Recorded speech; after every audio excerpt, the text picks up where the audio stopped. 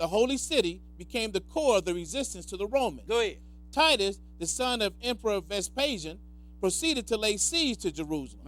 The city fell, and the inhabitants were enslaved in the thousands. So now the city fell. They destroyed the temple, didn't it? They destroyed the city too, didn't it?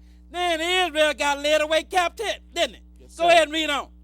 And the city fell, and the inhabitants were enslaved in their thousands and dispersed throughout the Mediterranean world. This was the first dispersion. Go ahead. And worse was to follow. And worse was to follow. That is good. So now, everything that the Lord predicted have come to pass, didn't it? Yes, sir. So now we brought it down to 70 A.D. Let's go now and read something. We got to read a little history here for you to understand this stuff. Let's go now and read something from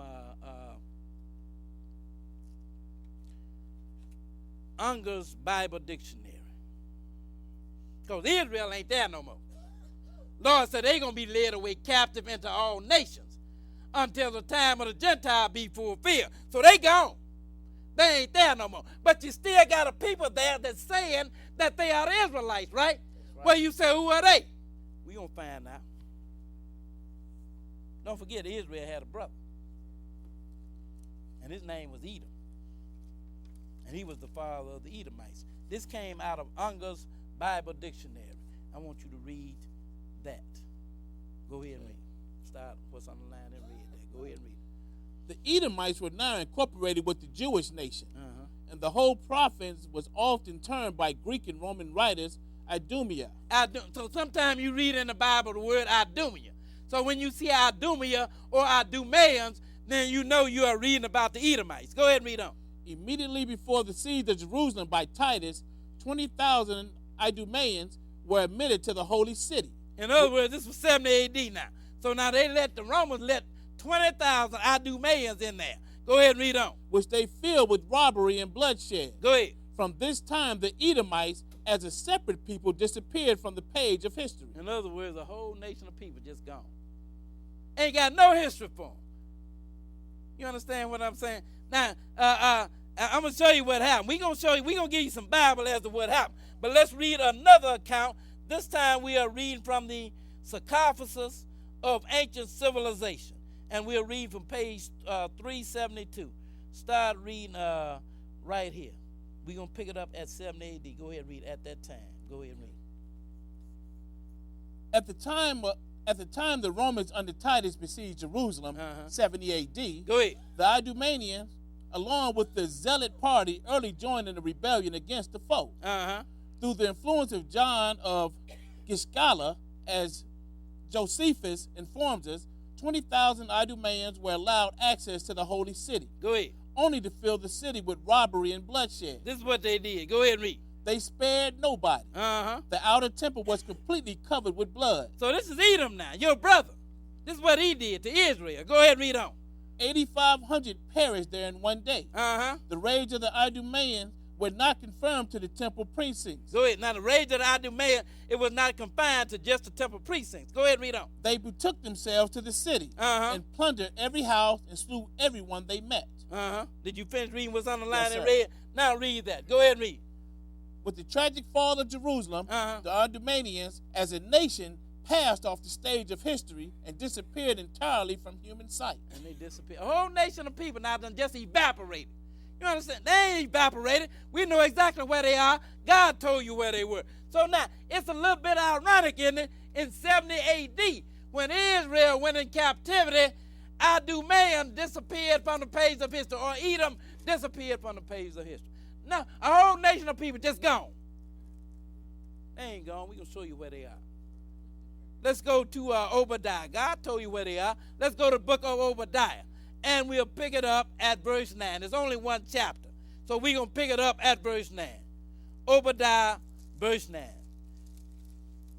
Obadiah, one chapter, and it's between Jonah and Amos. Near the end of the Old Testament. Obadiah. Israel went into captivity in 70 A.D. Throughout all nations, Lord said they're going to be there until the time of the Gentile be fulfilled.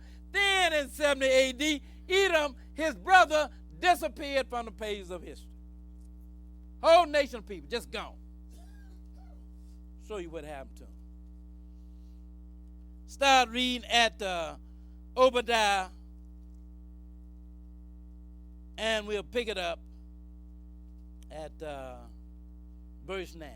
Obadiah, verse 9. Go ahead and read. And thy mighty men, O T-man, shall be dismayed to the end that every one of the mount of Esau may be cut off by slaughter. Go ahead. For thy violence against thy brother Jacob. See what it says? Why are you going to do that? Because of thy violence against your brother Jacob. Go ahead and read on. Shame shall cover thee, and thou shalt be cut off forever. Go ahead and read. In the day that thou stoodest on the other side, in the day that the strangers carried away captive his forces. Now, when did strangers carry away captive his forces? 70 AD, he said, now in that day. Go ahead and read on. And foreigners entered into his gates. And foreigners entered into his gates. Go ahead and read. And cast lots upon Jerusalem. Even thou was as one of them. See what he said to Edom? You was as one of them. You weren't the only one, but you was as one of them, because others got a handful of that land too. But he said, Edom, you was as one of them. Go ahead and read. But thou shouldst not have looked on the day of thy brother in the day that he became a stranger. Go ahead. Neither should thou have rejoiced over the children of Judah in the day of their destruction. Go ahead. Neither shouldst thou have spoken proud in the day of distress. Go ahead. Thou shouldst not have entered into the gate of my people in the day of their calamity. See that's what happened to Edom. He went in and took over your land and your identity. Israel is in captivity, aren't they? I mean, they gone. Lord said they ain't going to be there no more until the time of the Gentiles be fulfilled. Israel gone into captivity. Edom done disappeared. He ain't disappeared. He went into your land and took over your land and your identity. So now everybody looking at him as an Israelite. That's right.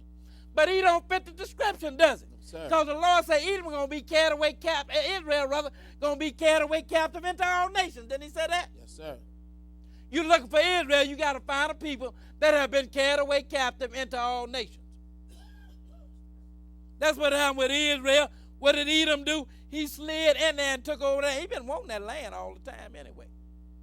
We even got scripture to tell you how he said these two nations, they shall be mine, whereas the Lord was there. That's right. You know, it used to belong to God. Now it's mine. It ain't yours, Edom. You where you supposed to be. And you ain't going to like your spot before it's over with, too. Come and show you what the Lord is going to do with him.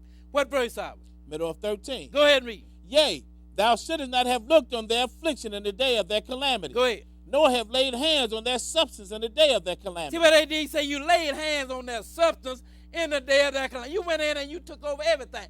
The land, the identity, and everything. Go ahead and read on. Neither shouldst thou have stood in the crossway to cut off those of his that did escape. In other words, some that might have escaped, you stood in the crossway to cut them out. Then we read in history twice where the Romans turned to loose 20,000 Idumeans on them. Yes, sir. And they just slaughtered the people. Blood everywhere. Temple covered with blood. Didn't it say that? Yes, sir.